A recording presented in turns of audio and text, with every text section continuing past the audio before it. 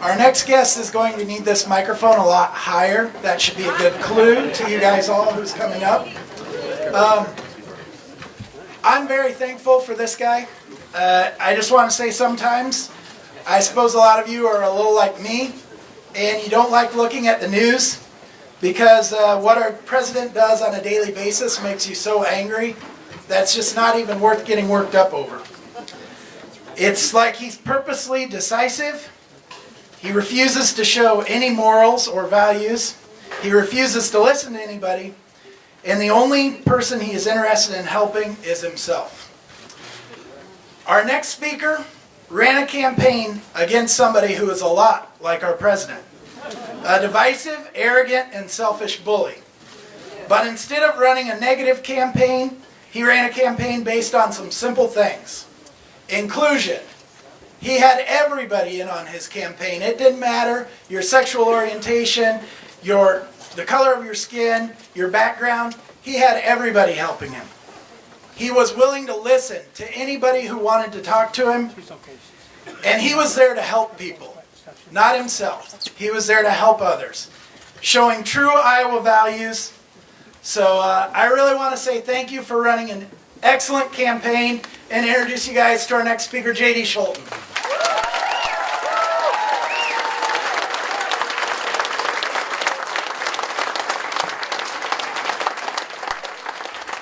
I've learned to market myself these days. So. All right. Since it's not a political ad or anything, so I think it's all right. There we go. Still standing tall for all. All right, I got some notes here. So, first of all, this is absolutely amazing to be back here, and I am so honored and humbled to be here in Story County where, well, I mean, if we want to go way back, this is where I was born. But the amount of energy that, especially the folks in this room, put into my campaign, I'm so absolutely blessed. And somehow remember the rest of my life. How many people here were at the London Underground the first time I ever spoke?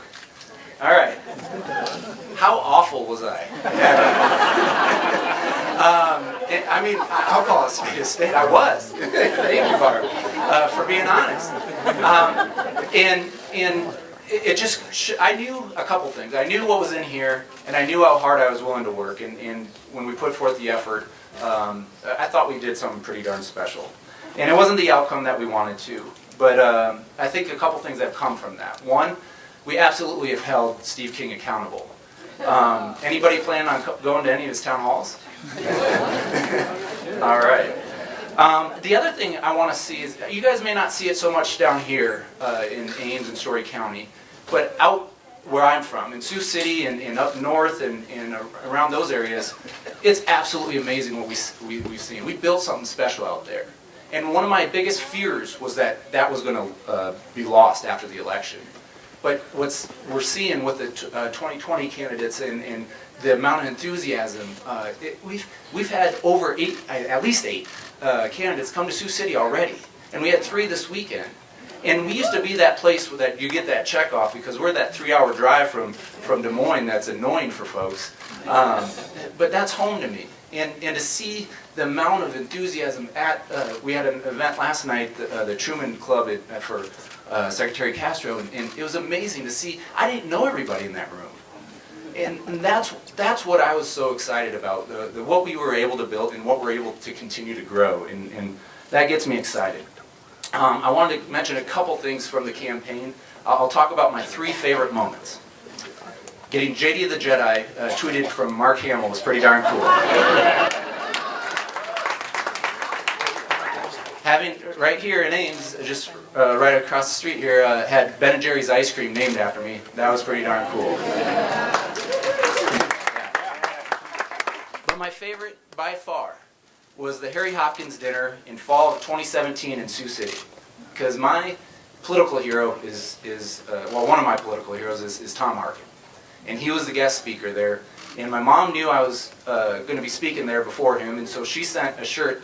You got to remember, when I was 10 years old, well, I was tall. When I was 10, all I wanted to do was play baseball or basketball. But my mom made sure I was well-rounded, and she brought me to the Riverside to see Senator Harkin in 1990.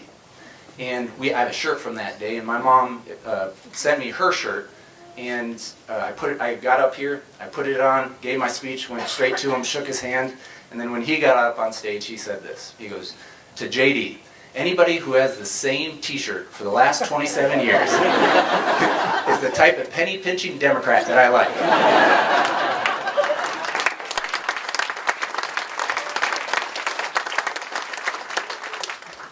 So, what am I doing now? Well, a couple things, and before I get into my nonprofit, one of the biggest things I saw in 2018, nationally and here in Iowa, our base as a Democratic Party seems to be very urban, very suburban.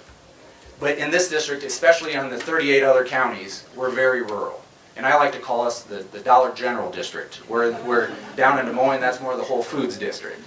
And so I've been a big advocate of the Dollar General districts, and we have a huge opportunity in 2020 and on to make some ground make some ground up, because you look at how the Obama coalition, which we're all trying to get back, and a lot of it was in rural, and it's squeezing the margins in the rural areas, so the places we do win, we can win overall, and so that's one thing I've been an advocate for, and I'm talking with presidential candidates about agriculture and how we're more than just the tariffs. We've got to be more than just the tariffs, because you see the monopolies and what's happening in these rural communities, and we got to stand up for this market consolidation. That's one area that I'm advocating for, and the other part, yeah, thank you.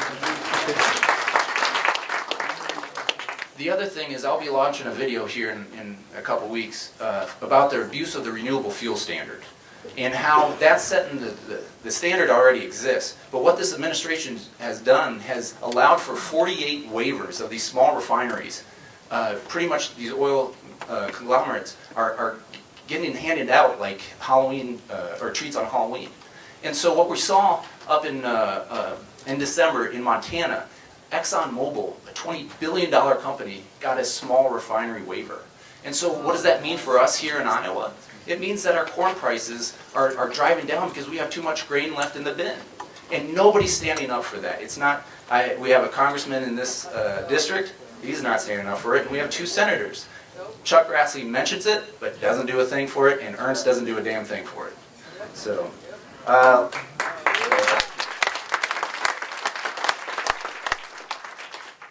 and now, working Hero, Iowa. So my new nonprofit is an anti-poverty nonprofit, and it fits right into a lot of what I was talking about on the campaign trail. We took, or myself, took the pledge of the Matthew 25 pledge to protect the most vulnerable and defend the most vulnerable. And part of it is the stat that Senator Harris mentioned about that $400 a month. 50% of Americans can't handle that. And so when you see stats like that, it's a no-brainer to fight for a lot of us around. And so what we're trying to do, we're an anti-poverty nonprofit that focuses right now on the earned income tax credit and raising awareness for it. Thank you. So in Iowa, 25% of the people who are eligible for it don't receive it, and we're leaving $120 to $147 million on the table. And this is money that goes to people in poverty and people of low income, and it's the #1, especially for children, get children out of poverty. It's the #1 policy we have to fight poverty currently. And so I'm going around doing a lot of different things. You'll see me all over the state pushing for this, and it's work I'm really proud of, and I'm excited to where it goes from here. And lastly, I just want to say, I know a lot of you have asked, I'm not sure what's happening next. But I will say this, and this is my last thing, is that my 2 heroes, Berkeley Bedell and Tom Harkin, all lost their first race. And so with that, I just want to say thank you.